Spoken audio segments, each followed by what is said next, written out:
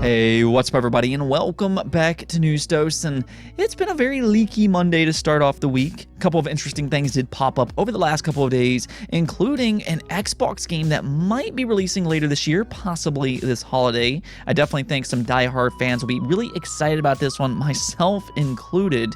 And then also, PlayStation might be getting yet another timed exclusive. So we will talk about both of those later on in the video. And then also, we did get some more information on PlayStation Plus and those new tiers that'll be incoming rather soon. They did reveal plenty of new details here, and it's actually sounding pretty solid overall, so we will talk about that one as well. Per usual though, if you do find yourself enjoying the video, go and hit that like button below, and while you're at it, go and hit that bell notification and subscribe button as well, that we can keep up to date with all of the latest gaming news. Other than that though, let's just go and get right into the video, starting off with Zelda. Now, one rumor that's continued to circulate is that Zelda Twilight Princess HD and Wind Waker HD will be ported over to the Switch as a double pack. Now, I'm not necessarily sold on the idea that they will release as a double pack, but if they do manage to do something like that, then we're talking about one of the better collections ever made just based off of pure quality. I mean, you're talking about some absolutely excellent games, and some will even consider them to be all-time greats. Nonetheless, though, this rumor has been backed by some pretty notable insiders, but nothing really too definitive either. Well, about that, we did just get an update, though I don't know if it's particularly a good update, because the studio behind the Twilight Princess HD port for the Wii U was asked on if Nintendo has approached them to do a Switch port, and check out what they had to say.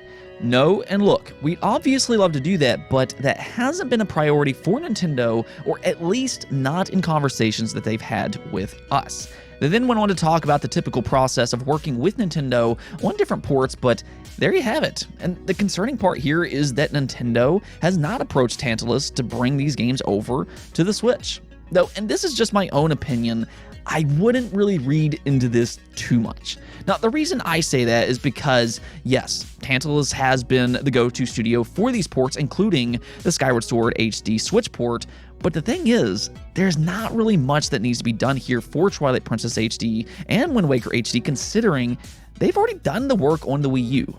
So they don't really need to overhaul these games or anything like that for the Switch, like what happened with Skyward Sword HD. So while this might not be good news per se, at the same time, I don't necessarily think it rules anything out either, other than the fact that it's doubtful that Tantalus is working on these Switch ports. So that's just kind of my own take on this. I'm not saying that these ports exist or that they don't exist, but I don't necessarily look at this statement as anything absolutely definitive. But let me know what you all think about this in the comments below. Do you think Nintendo ultimately will end up porting these games over to the Switch? Next up, a highly anticipated game just got announced for the Nintendo Switch and Xbox. It's been a long wait, but Fall Guys is finally making its way to other platforms on June 21st, and it will support crossplay and cross-progression among all platforms, including PC and the PlayStation 4. It's also set to release as a free-to-play game, which is a perfect fit for a game like this. It is a quirky battle royale, after all, that can easily be monetized, and now that Epic Games owns it, I mean, we've seen what they've been able to achieve with Fortnite, so I can imagine them being pretty successful here with Fall Guys. You know, the thing about this game, though, is that when it first released for PlayStation and PC, it absolutely blew up online. It did release directly into PlayStation Plus, which was a big win for both here, but after a couple of months, it kind of fell off the map a bit. With it heading over to the Switch and Xbox now, and Plus being free to play, maybe this can bring some life back into Fall Guys once again, because genuinely, I do think it's a fun game. Now, as some of you all probably know, I don't necessarily particularly like battle royales, but Fall Guys, this is a unique game with its platforming madness, and I think it's actually pretty fun. Now, with that said, this update also includes a map builder, which is pretty cool, and then for you Xbox Game Pass subscribers, you actually get something out of this as well, because you will receive free costumes for its first 3 months. Moving on though, let's go and get into some of those different leaks, first starting off with Silent Hill. Now, we did briefly talk about this last week as Dust Golem leaked some pictures of a Silent Hill project online, and he actually got a copyright strike because of that. So it looked like a pretty legitimate leak, but since then, it's just been this whole snowball effect. A lot more information has come out from various different sources, including Video Game Chronicles, Nate the Hate, among several others. And it all seems to be pretty consistent, so let's go ahead and take a look at what Nate the Hate had to say. Bloober team working on Silent Hill 2 Remake, reworked puzzles, new endings, timed PlayStation console exclusive. Multiple Silent Hill projects in development, including new mainline entry and side stories. Not confirmed, just sharing what I've heard. So the big part here that a lot of people are focusing on is that Bloober Team, the studio behind The Medium, is working on a Silent Hill 2 remake, which might be a PlayStation timed exclusive. Now, Sony has been locking down a lot of these timed exclusives this generation, so I think that part is actually pretty believable. Whether you agree with timed exclusives or not, now that's a different story, but a remake of Silent Hill 2 is definitely big news. A lot of fans out there are very passionate about these games, and as long as Bloober Team does it justice, then we're talking about yet another great horror game being remade for modern hardware. This just kind of joins forces with games like the Resident Evil remakes or Dead Space that's supposed to be coming out next year, and I do love this trend. Atmosphere is just so important in horror games, and these remakes, they really emphasize that. And it shows why these games are still just so special all these years later. I also think that Bloober Team is a good choice to remake this game as well. I know some fans aren't exactly sold on them, but I really enjoyed The Medium as a brand new IP. It kind of played a little bit like a walking simulator, and I do understand that, so it wasn't necessarily a game for everybody, but still, I do think that it was a good game, and in my opinion, it did have some really cool ideas. This being a remake, though, I think it's in good hands. Really, all they have to do is just kind of stick with the source material, and they're good to go. Nonetheless, though, for you Silent Hill fans out there, I think that this is finally the year where you start to get some good news, as Konami seems to have some big plans for the franchise. Now, we do also have a potentially big Xbox leak to talk about as well. Like I said before, Leaky Monday, right? But yes, a big collection of games might be heading to Xbox sometime in 2022, being the quote-unquote Gears of War Marcus Fenix collection. Now, it's no secret that Gears of War is one of, if not my very favorite franchise ever made. It really comes down to Gears, Pokemon, and Uncharted, so this is incredibly exciting for somebody like myself, but also, this has been a much requested collection, really, since the Master Chief Collection released back in 2014. Now, we'll come back to that here in just a moment, but first, let's take a look at where this leak is actually coming from. So this is actually being suggested by Nick Baker over on the Xbox Era podcast. He has a pretty decent reputation online, especially with the Xbox community, but per usual, when it comes to any rumor or leak, and this does include Silent Hill as well, take everything with a grain of salt until officially confirmed. Either way, though, let's just go and check out what Nick Baker had to say. A while back, I said that there is another Microsoft franchise that's getting the Master Chief Collection type treatment. I am of the belief that that is coming this year. Everyone has guessed it. If you go from November 2021 to November 2022 and you look at Microsoft's big game output, it could wind up being Halo, Gears, Forza. So by all indication here, he is pointing towards a Gears of War collection coming sometime this year in 2022. I mean, considering we've already gotten a Halo and Forza game, and I mean, actually, we could end up seeing a second Forza game as well with Forza Motorsports 8, so this only leaves Gears of War. And I think that this does make sense, actually. Gears is one of Xbox's staple franchises, and it's really been a main pillar since the Xbox 360 days. It was a big part of Xbox 360's success, and they thought so highly of this franchise that they went out and acquired the IP from Epic Games and had a studio that they had built from the ground up work on the Gears franchise, now known as none other than the Coalition. And really, the Gears community is just so passionate about this franchise. I mean, we're talking about some true diehards here, so I think that this is a collection that would bring a lot of excitement, though that does become a big question as well. If Gears of War truly does get the Master Chief Collection treatment, that would mean that we're talking about at least one remake here. Considering that they've already remade Gears of War 1, then my guess would probably be with Gears 2, though for me personally, I would actually hope for Gears 3 because that is my own personal favorite. With that said, I mean, in an ideal world, it would actually be nice to see both of these games get remade, but that's just probably me being a little greedy, and I guess we'll just have to kind of wait and see about all of that. Another big part about this, though, is that, I mean, you're bringing back all 3 games from the original trilogy. Maybe Ascension, though I don't know if anybody would really care about that game personally, but this would include the multiplayer for all 3 games as well, and that would be absolutely huge, especially if they're remade.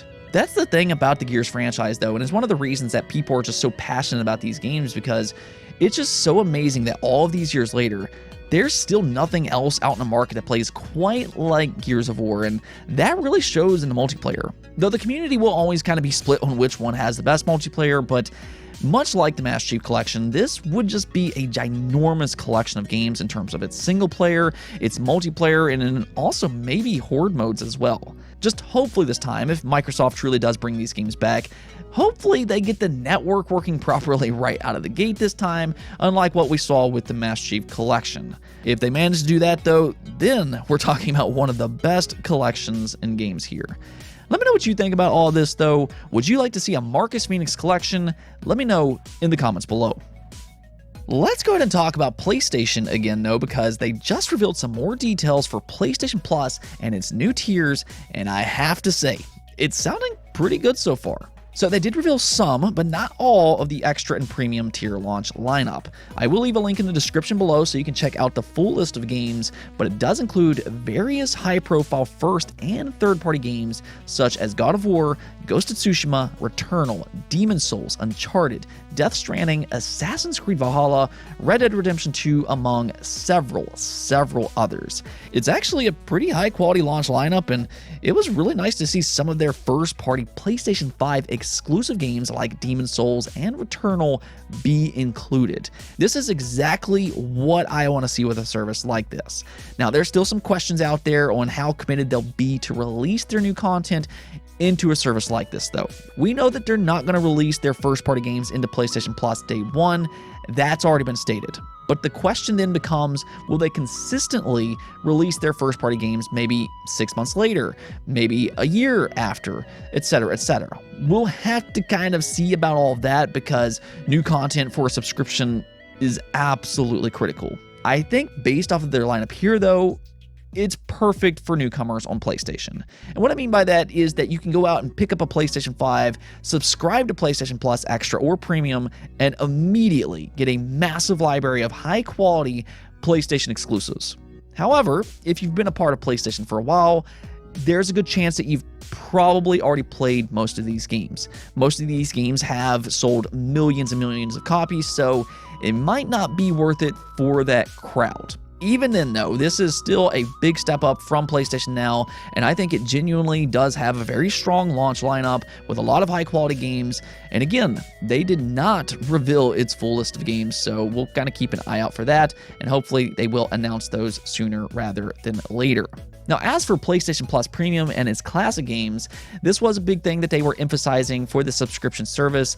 They did reveal a small list of games here, including Siphon Filter, Ape Escape, Dark Cloud, and the Jak and Daxter games, among several others. Now, honestly, I would like to see this list grow much larger than what we're seeing here. This might come off as a little underwhelming for some fans out there hoping for a lot more of these classic games, but, you know, again, this is just the launch lineup, and it does come with some good news as well. Some of these games will include enhancements such as higher frame rate as well as better resolution, and they confirmed some individual titles can be purchased separately without the need of a subscription. This was actually a big question there for a while, so this is definitely great news. And even better yet, if you've already purchased them on legacy devices, you won't have to buy them again. So that is very welcome news, and again, I think that based off of what we're hearing here, this is actually a pretty enticing subscription that PlayStation has built. Let's go and take a look at the poll of the day, though, and with some different rumors floating around, I wanted to go ahead and ask you all, do you think Sega and Atlus will port some of the Persona games to other platforms? And based off the results here, you all do absolutely believe that this will happen, though it seems to be a little bit more split on when it will actually happen. 41% of you all did vote for yes, 35% of you all voted for yes, but not in 2022, and then only 18% of you voted that no, this will not happen. So you all seem optimistic here, and I think that there's reason to be optimistic. I think the fact that Persona 4 Golden sold so well on Steam, at the very least, Sega and Atlus will port some of the Persona games over to PC. Now, as for Xbox and Nintendo, I think that there's a good chance of that happening as well, especially with the Nintendo Switch. First off, I think that these games would fit perfectly on the Switch, and I think that they would sell incredibly well. But at the same time, we are talking about Atlus here, and you never really know what to expect from them. They don't always exactly make the best business decisions in the world, so we'll just have to kind of see how all of this works out. But at the very least, with Sega sending out a survey kind of gauging on whether or not fans would actually like to see these games be ported over to other devices such as Xbox, Steam, and Switch, at the very least, it seems like they are considering bringing these games over to other platforms. So that's a good sign, and now we're just kind of hoping that Sega and Atlus, they grow a brain and, port these games over to other platforms. I mean, come on, these games, they just fit perfectly on a Switch. Let's please, Sega and Atlus, let's make this happen. Anyways, though, that's it for this episode, but if you liked the video, don't forget the bell notification and subscribe button for more content just like this. Also, if you'd like to support the channel through Patreon, thank you for making this content possible. Peace out.